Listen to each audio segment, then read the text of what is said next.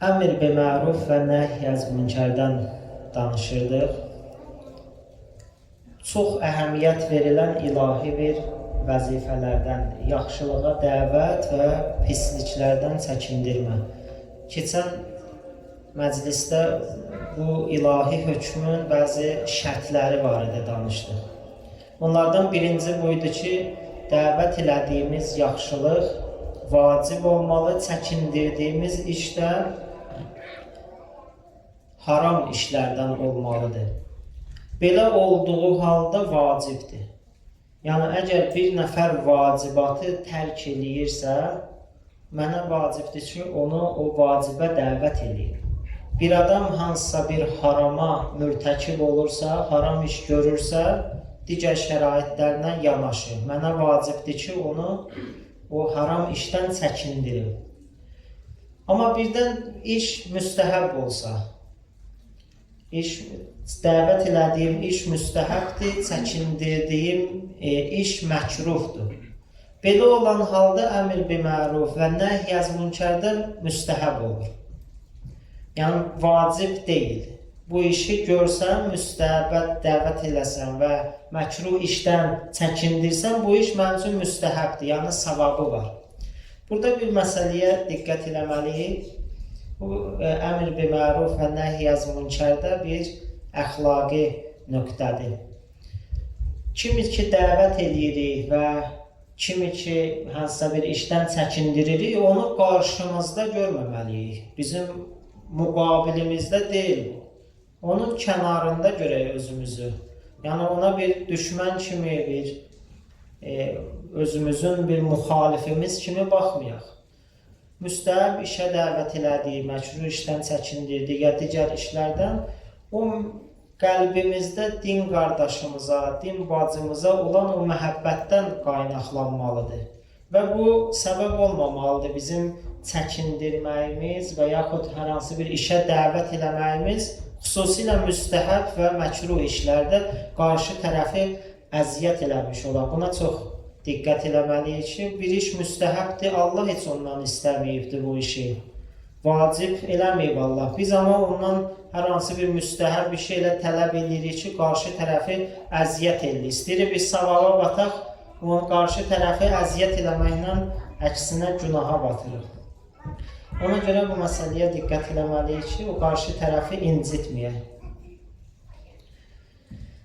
Növbəti məsələ bundan ibarət idi ki, biz məntiqi təsir bağışlamağı da ehtimal verək.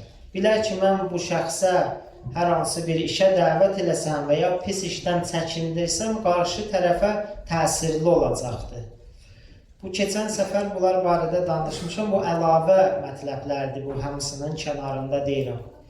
Baxın, əgər təsir belə ehtimalı verməsək, bilirəm ki, mən desəm, o qarşı tərəfə təsir olmayacaqdır.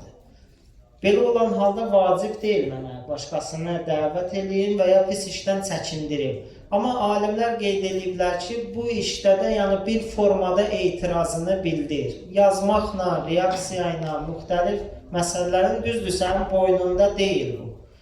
Əlaqəni kəsməklə bir adam günaha mürtəkib olur ya vacibə əməl eləmir, bir formada elə ondan münasibət və elə reaksiya ver ki, o qarşı tərəf görsün ki, sən onun işindən narahatsan.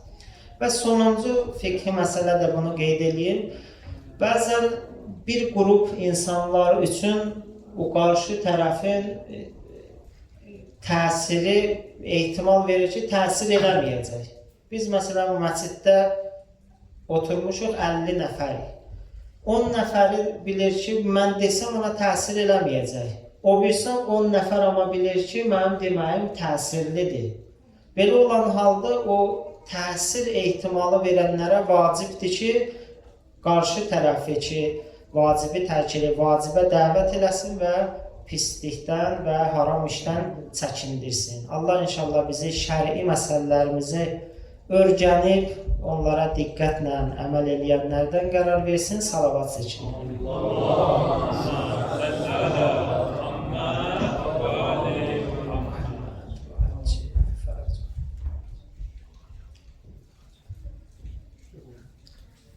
Əziz Hacı Quran oxudular. Şəms surəsi. Şəms surəsinin başlanğıcında 11 dənə and var. Allah Taala 11 şeyə and içir.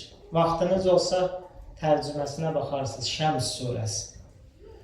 Allahın anda ehtiyacı yoxdur. Hamımız bilir ki, Allahın hər bir sözü düz və bəşəriyyətin hidayəti üçündür. Bir anda belə ehtiyacı yoxdur. Allah Taala bu surədə 11 dənə şeyə and içir. Nə başa düşürük burada? Bu andlardan sonra deyəcəyi məsələ nə qədər önəmlidir ki, Allah bu andları içir bu Şəms surəsində, sonra bir mətləb demək istəyəcək. Həmin o mətləb nədir? Qad əfləhə mən zəkkəhə. Həqiqətən özünü islah eləyən, özünü düzəldən nicat tapır. Öz nəfsini çirkinliklərə bulaşdıran isə xəsarətə uğrayır. Allahın bu antlardan sonra bizə olan mesajıdır.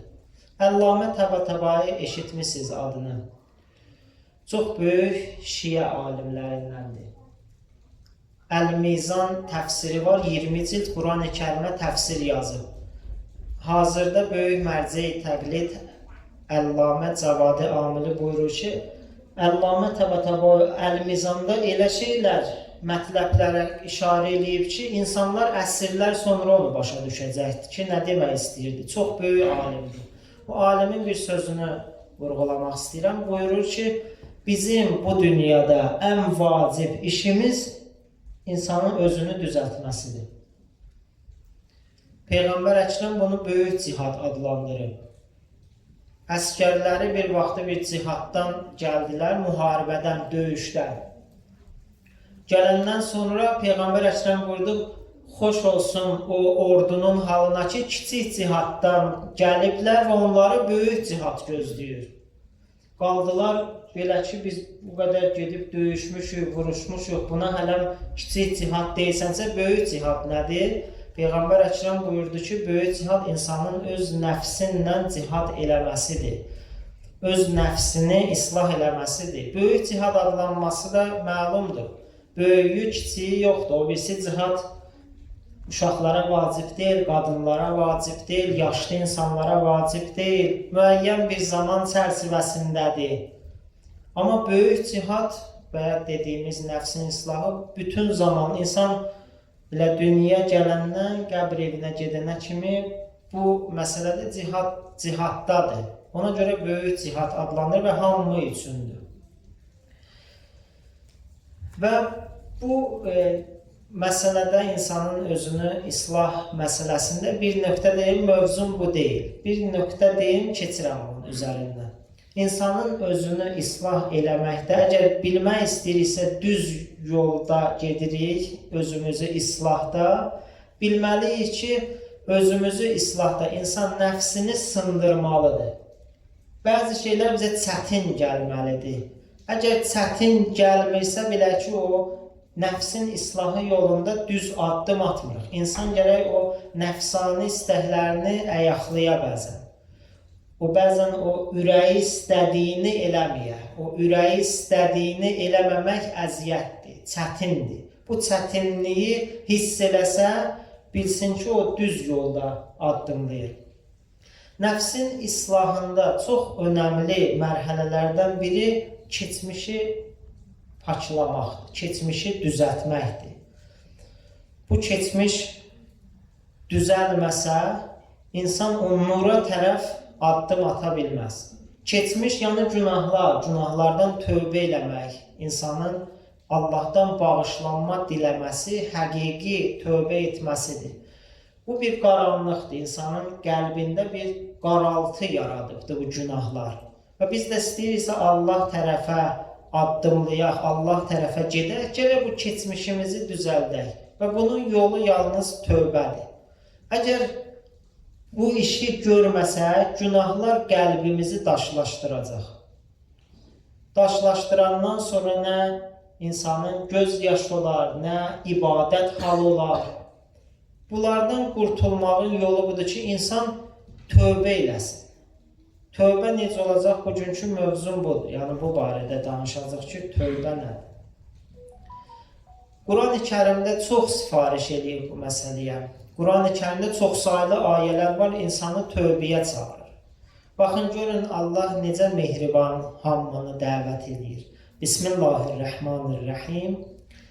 Qul ya ibadiyəl-ləzīnə əsrafu alə ənfusihim. La təqnudu min rəhmətillah. İnnəllaha yəğfiruz-zunubə cəmiə innehu huvəl-ğafurur-rahim. De, ey mənim özünə, nəfsinə israf eləyən bəndələrim. Allah xitab edir o günahkarlara. Müxtəlif formalarda insan özünə zülm eləyənlərə Allah müraciət edir. Ey mənim bəndələrim. Demirə sən günahkarsan. Allah çağırır, elə günahkarlara müraciət edir. Öz nəfsinə israf. La təqnutu min rəhmətillah. Allahın rəhmətindən naümid olmayın. Ümidinizi kəsməyin Allahın rəhmətindən. İnnallaha yəğfiruz-zunubə cəmiə. Allah bütün günahları bağışlayır. İstisnasız. Bütün günahları bağışlayır. Çünki o həqiqətən çox bağışlayan və mehribandır. Tövbənin mənası insanın qayıdışıdır. Qayıtmaq. Ümumi mənası qayıtmaqdır. Quran-ı Kərimdə həm Allaha nisbət verilibdir bu ifadə, həm bəndələrə nisbət verilib. Bəndələrdəki məlumdur. Yəni, bəndənin günahdan çəkinib Allaha tərəf qayıtmasıdır. Bunu çoxunuz sürücüsüz bu yol misalıyla çəkirlər. Bəzən insan yolu gedir, hər hansı bir yolu. Yolu azanda, səhv gedəndə gərək dönsün, qayıtsın ki, o məqsədə çata bilsin. Tövbə həmin bu dönüb qayıtmaqdır. Dönüb qayıtmasan, getdikcə azacaqsan, getdikcə o məqsəddən uzaqlaşacaqsan. Tövbə gərək bu dediyim formada insan dönsün, qayıtsın. Qayıtmaq haradır? Günahlarından, pis işlərindən Allaha tərəf. Bir də bu ifadə Allaha nisbət verilir. Allah tövbə elədi. Bəlkə birinci səfər eşidirsiniz bu ifadəni. Allahın tövbə etməsi nə mənadadır? İki məna qeyd ediblər. Birincisi, Allahın bəndiyə, tövbə eləməyə imkan yaratması, müvəffəq etməsi ki, o tövbə eləyə bilsin. Bir də tövbələri bağışlaması.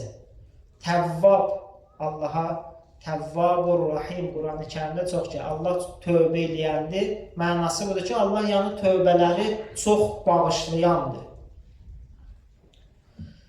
Tövbə bir növ Allahın rəhmətinin qaytarılmasıdır. O günahlar vasitəsilə ki, Allahın rəhməti bizdən uzaqlaşır, tövbə ilə həmin o rəhməti biz qaytarmalıyıq. Quran-ı Kərimdə bu əmr olunubdur hamıya. Və tubu ilallahi cəmiən əyyuhəl mu'minun ləalləkum tuflihun. Allah Teala buyurur, ey müminlər, ey imanlılar, Allaha inananlar, qayıdın Allaha tərəf, hamılıqla, hamınız Allaha tərəf qayıdın. Niyə?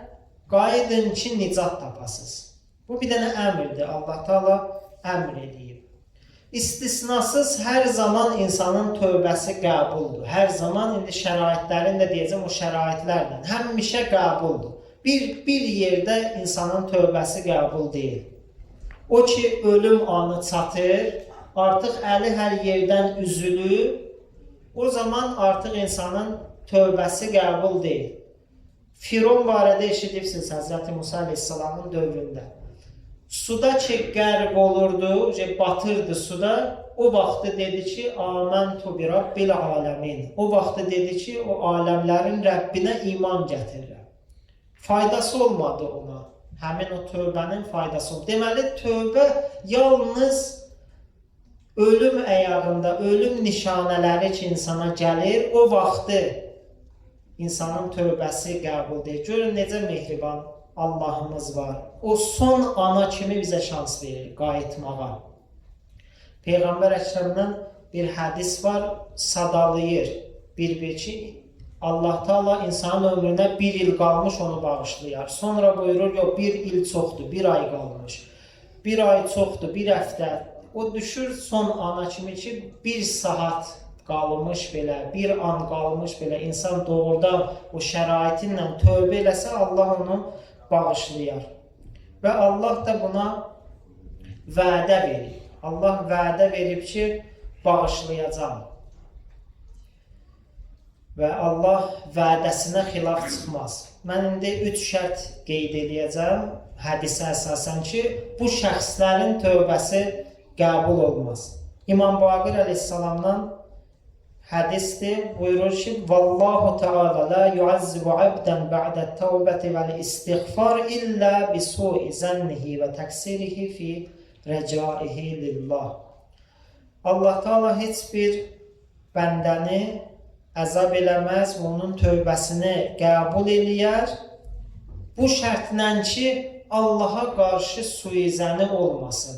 Yəni, naümid olmasın ki, Allah birdən məni bağışlayar ya bağışlamaz. Elə bu insanın zehninə gətirməsi, bu barədə düşünməsi səbəb olar ki, Allah onu bağışlamasın, onun tövbəsi qəbul olmasın.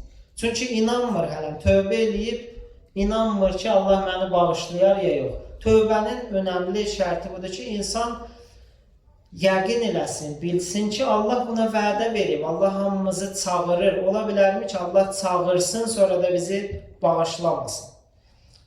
İkinci budur ki, və su'i xulqihi.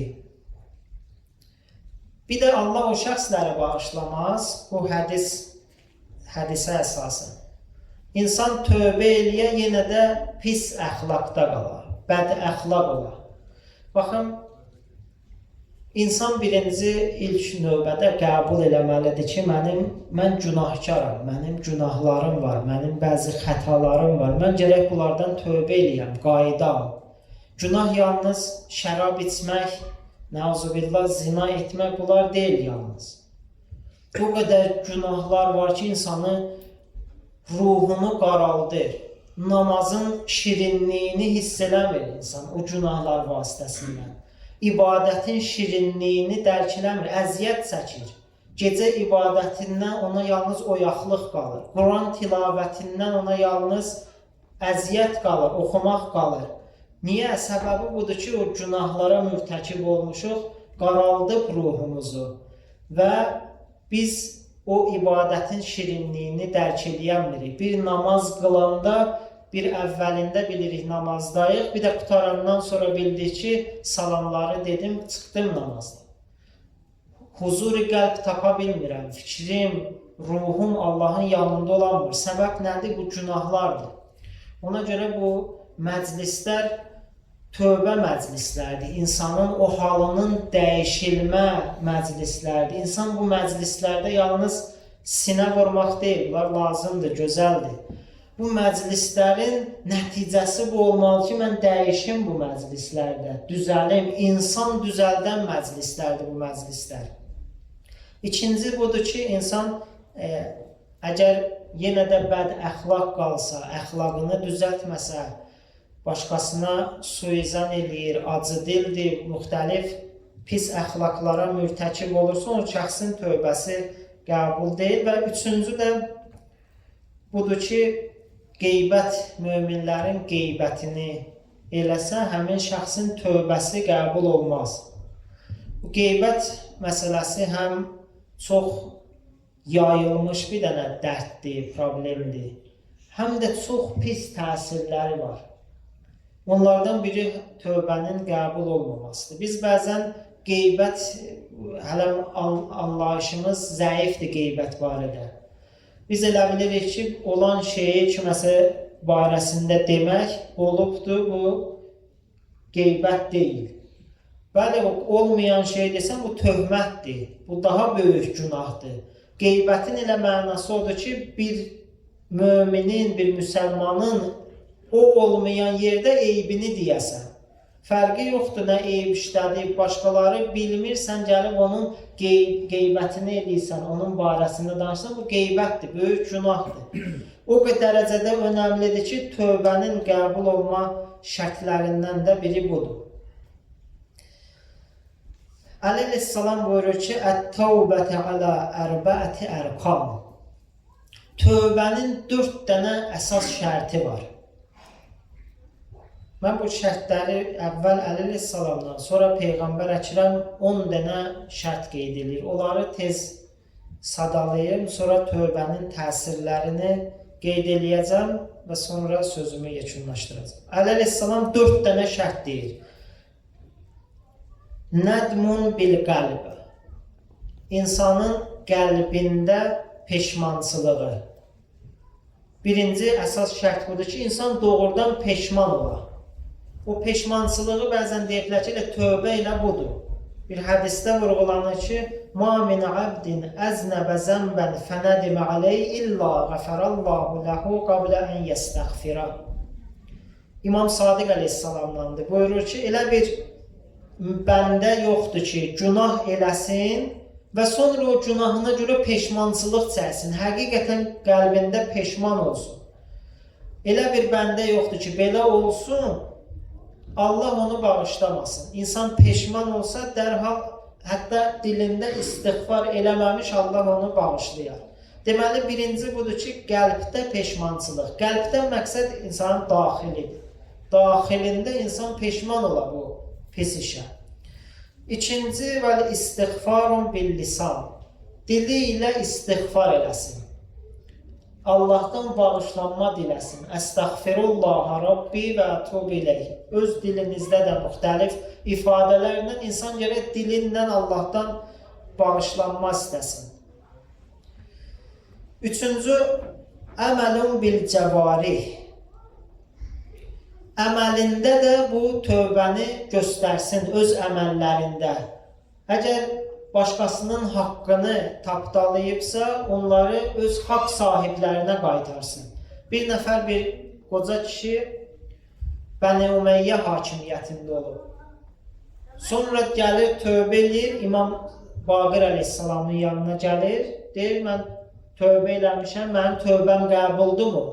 İmam Baqir Aleyhisselam deyir ki, xeyr, tövbən qəbul deyil, o zamana kimi ki, o qəsb elədiyin Bəni Umeyyə hakimiyyətində olduğun zaman qəsb elədiyin o haqları haqq sahiblərinə qaytarasan. Belə olmadığı təqdirdə tövbən qəbul deyil. Bu ümumi bir mətləbdir və əməlun bil cəvarih. Haqqun nas var boynumda, haqqun nas. Bəzən belə bir sual verirlər ki, mən bilirəm bəzi haqları qəsb eləmişəm. Amma sahiblərini tanımıram. Belə olduğu halda o sahiblərin adından fəqirlərə, miskinlərə, imkansızlara sədəqə verməklə öz vəzifəmizi yerinə yetirməliyik. Bilsək ki, kimdir, onun haqqını qaytarmalıyıq özünə. Bilməsək, yolunu dinimiz bunu qoyub ki, onların adından biz sədəqə verək və kasıblara kömək eləyək. Əzmun ən la yaud. Dördüncü Əleyhisselamın kəlamında şərt budur ki, tövbənin qəbul olma şərti. Qayıtmamaq üçün insanın əzimkarlığı olar. Belə deyil, insan düzdür peşman olubdur, dilinlə də istiğfar eləyir. Amma digər tərəfdən qəlbi hələm günahın yanındadır. Bir fürsət yaradan kimi gedəcək yenə o günaha. Hədisdə var ki, bu kimi insanlar Allahı məsxər eləmiş olur. Mən bir tərəfdən peşmanam, bir tərəfdən çalışıram, dilimdə istiğfar edirəm, digər tərəfdən hələm o qəti iradə özümdə toplamamışam günaha qayıtmamaq üçün. Belə olduğu halda da mənim tövbəm qəbul deyil. Əziz İslam Peyğəmbəri bir gün müraciət elədi ümmətə. Buyurdu ki, Ətədrunə mənit taib. Bilirsinizmi tövbə eləyən kimdir? Həqiqi tövbə eləyən kimdir? Ümmət buyurdu ki, Allahümmə lə. bilmirik, ya Rəsulallah, həqiqi tövbə edənlər kimlərdir?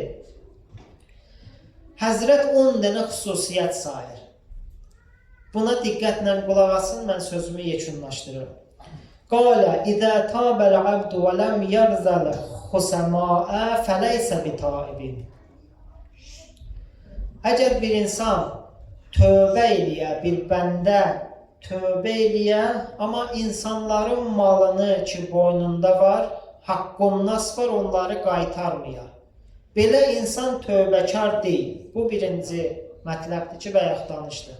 Bəzən insanın boynunda Allah haqqı da var. Bunu da qeyd edeyim, yaddan çıxmamış. Bəzən insanın boynunda tövbə eləyəndən sonra keçmiş Allah haqqları var. Allah haqqı daha önəmlidir. Düzdür, Allahın rəhmətinə görə bizim üçün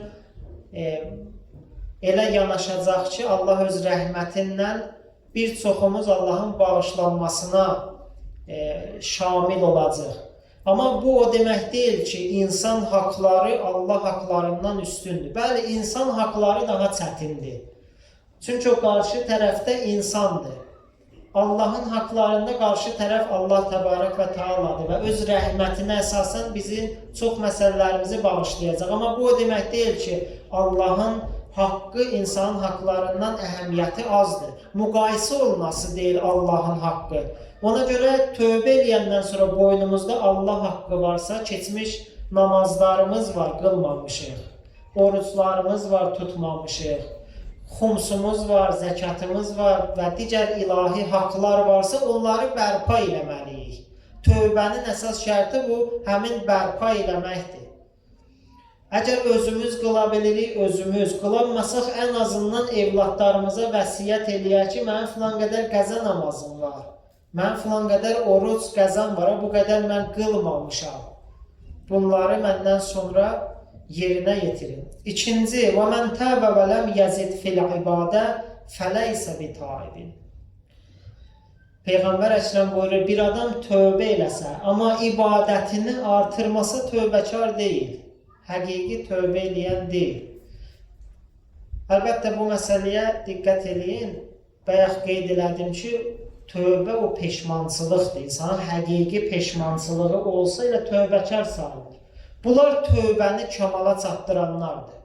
O həqiqi tövbədir. O ki, Allah bizdən istəyib xalis tövbə eləyin, bu xüsusiyyətlərə malikdir. Amma elə peşmançılığın özü də dəyərlidir. İnsan doğrudan peşman ola, o tövbə sayılır. Hədisdə də qeyd elədik. Amma istəyiriksə, əgər tövbəmizi kamala çatdıraq, bunlara riayət eləməliyik. İkinci, ibadətin artırılmasıdır. Tövbənin nəticəsi bu olmalı ki, mən ibadətimi artırım. Bir nəfər İmam Cavad əleyhissalama məktub yazır və buyurur ki, mənə elə bir şey öyrədin ki, mən o işi yerinə yetirməklə dünya və axirət sizlə olum. İmam Cavad əleyhissalam bir istiğfarı, dilini istiğfara adət elətdir. Allahdan bağışlanma istər. Bir də İnna ənzəlnahu surəsini çox oxu. Qədr surəsini çox oxu. Bəzi alimlərin və bəzi hədislərdə hətta var ki, imkanınız olsa 100 dəfə oxuyun Qədr surəsini. Və bu Qədr surəsi çox gəlibdir ki, bunu oxuyun. Mən düşünürdüm ki, Qədr surəsi nəyə görə bu qədər əhəmiyyət verilib ki, Qədr surəsini oxuyun. Bu nəticəyə çatdım ki, Qədr surəsində mələklərin nazil olmasından söhbət gedir. Bilirsiniz də, mələklər nazil olur. Kimə nazil olur? Zəmanə sahibinə nazil olur mələklər. İnsan bu surəni oxumaqla zəmanə sahibini xatırlatsın. Bilsin ki, mənim əməllərim ona təqdim olunur. Oxuyan zaman sadəcə İnna ənzəlnahu fi leylətil qadr axıra kimi sadəcə elə dildə vərdiş olmasın. Bu təfəkkürlə oxuyaq ki, İnna ənzəlnahu ayəsində zəmanə sahibindən söhbət gedir və mən onu xatırlayım İnna ənzəlnahu oxuyan zaman. Bunu qeyd eləmək istəyirdim. Gördüyünüz kimi İmam Cavad əleyhissalam istiğfarın yanında ona bir ibadət tapşırır. Quran tilavəti tapşırır. O Quran ki, əbədi insanları səadətə çatdırıb. Qismət olsa növbəti günlərdə Quran barədə geniş danışacaq. Amma çox təəssüflə bunu elə burada qeyd eləmək istəyirəm ki, bəzən Peyğəmbər Əkrəmin özü buyurub, mən cəsarət eləmirəm. Peyğəmbər Əkrəm şikayət eləyir Allah Taalaya ki, bu ümmət bu Quranı tərk elədi.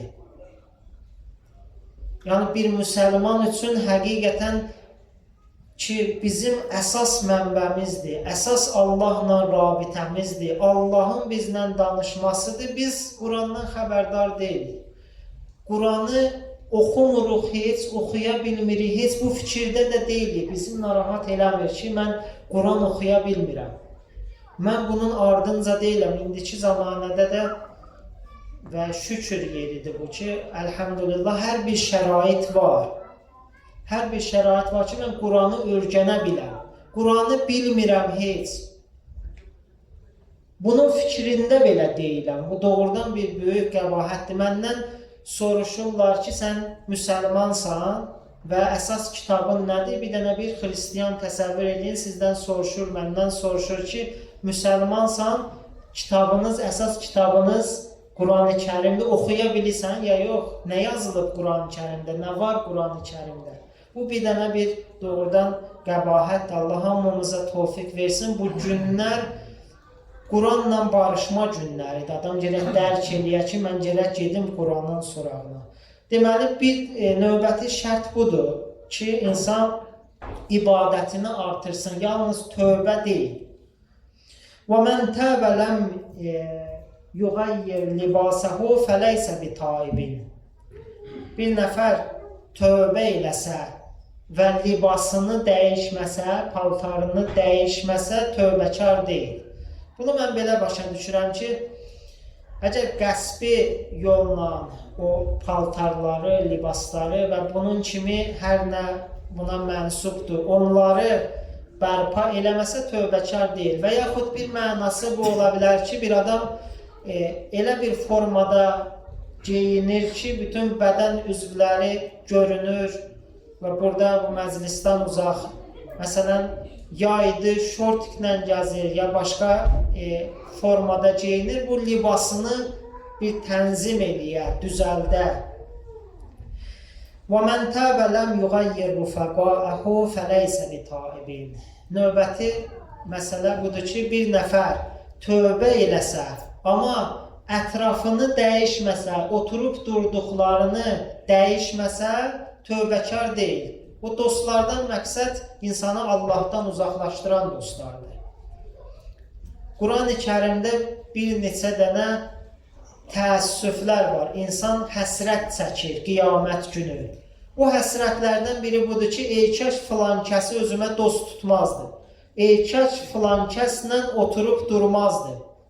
Başqa bir ayədə var ki, dostların hamısı bir-birinə düşmən olacaq qiyamət günü. Yalnız Allaha xatir dostluq eləyənlərdən başqa. Bir görəndə bir-birini Allahı xatırladan dostlardan başqa. İndi bir kəs tövbə eləsə, belə olmayan dostunu, quruğunu, oturub durduqlarını dəyişməsə, deməli bu həqiqi tövbəkar deyil, hələm istəmir tövbə eləsin. Çünki o səni Allahdan uzaqlaşdırır. Tövbənin də mənası buydu ki, səni Allaha yaxınlaşdırsın. Əgər bunu dəyişməsə, deməli, tövbəkar deyil. وَمَنْ تَابَ فَلَمْ يُغَيِّرْ مَجْلِسَهُ وَتَعَامَهُ فَلَيْسَ بِتَائِبٍ.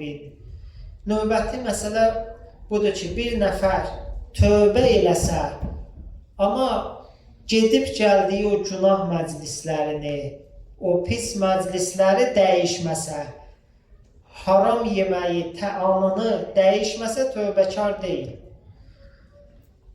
Növbəti məsələ də budur. İndi bu məclislərin də dərəcələri var. Bəzən lap açıq-aşkar günah, fəsad məclisidir. Bu məclisdən uzaq, burada heç kim olmaz elə məclislərdə. Bəzən biraz aşağı düşəndə başqa formada günahdır o məclisdə. Bu məclisdə bəzən qeybət olunur, qeybət məclisidir. o məclisdən uzaq olaq. Təam və bir də yeməyimizi diqqət eləyək. Quran-ı Kərim buyurur: "Fəlyanzur el-insanu ilə taami." İnsan gərək qidasına diqqət eləsin. Nə yeyir, nə qidalanır, nədən qidalanır. O qədər önəmlidir ki, Əziz İslam Peyğəmbəri buyurub, əgər ibadət 10 qismdirsə, 19-u halal ruzidir. Halal qidadır, halal qidalanmaqdır. Bəzən qeyd ediblər ki, insanın neçə nəslinə təsir edir. Yəni, bir dənə haram tikə mən ya yeyirəm, ya gətirirəm evə bu haram tikəni. Neçə nəslə insanın təsir qoyur. Bunun əksi də belədir, halal ruzidə elədir. Bəzən görürsən ki, bir dənə bir evladdır, bunun neçə əcdadı namaz qılan olmuyor. Amma riayət edib bu halal-haram məsələsinə təsirini bu neçənci nəslində qoyur. Haram məsələdə belədir. Bu Allahın dəyişilməz qanunlarıdır. Bir nəfər indi tövbə eləsə, məclisini dəyişməsə, əgər Allah eləməsin, haram ruzisi var, qidası var, onları dəyişməsə, deməli tövbəkar deyil. Başqa bir məsələ, bir nəfər tövbə eləsə və əxlaqını, niyyətini dəyişməsə, fələysə bitaibin. Peyğəmbər Əkrəm buyurur ki, bir nəfər o əxlaqını dəyişməsə, yenə də elə bədəxlaq qalsa, ailədə, valideynlərə qarşı, evladına qarşı bədəxlaq qalsa, deməli bu tövbə eləməyib. Bacardığı həddəcə niyyətini dəyişməsə, Allah eləməsin, bir dənə mənfi niyyəti var. İnsanın bütün gündəlik yaşayışında hər hansı bir şeylə qarşılaşır. Və hər bir şeydə bizə bir niyyətimiz olur, qəsdimiz olur. Qəsdimizi gərək ilahiləşdirək, niyyətimizi ilahiləşdirək, kontrol eləyək. Görsək ki, şeytani bir dənə niyyət gəlir, filan şeydə özünü göstər, denən mən də beləyəm. Bu şeyləri gərək fikrimizdən dərhal çıxardaq. Gəlməsi təbiidir. Amma mənim təsdiq edib saxlamağım artıq öz əlimdədir. Peyğəmbər Əkrəm buyurur ki, bir nəfər tövbə eləsə gərək əxlaqını dəyişsin, xoş əxlaq olsun, niyyətini dəyişsin. Və mən təbə fələm yaftəh qəlbəhu və ləm yu'sə kəffəhu fələysə bitaibin.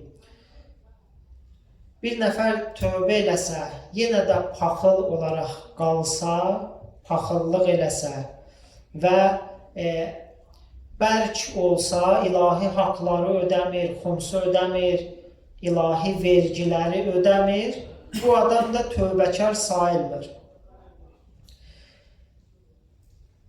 Və sonuncu məsələ, və mən təbə və ləm yuqaddim fəzlə qutihi min bədənihi fələysə bitaibin.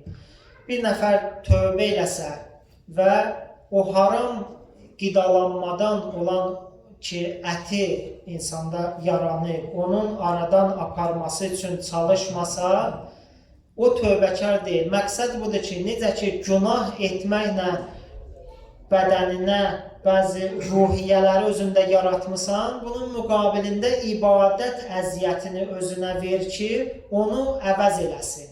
Əgər bir nəfər bunlara əməl eləməsə, onun tövbəsi həqiqi tövbə sayılmır. Allah inşallah hər birimizə tövfiq versin. Bu deyilənlərə ilk öncə özün, sonra dinləyənlər əməl eləyək və həqiqi tövbəkarlardan olaq, salavat zikr eləyək.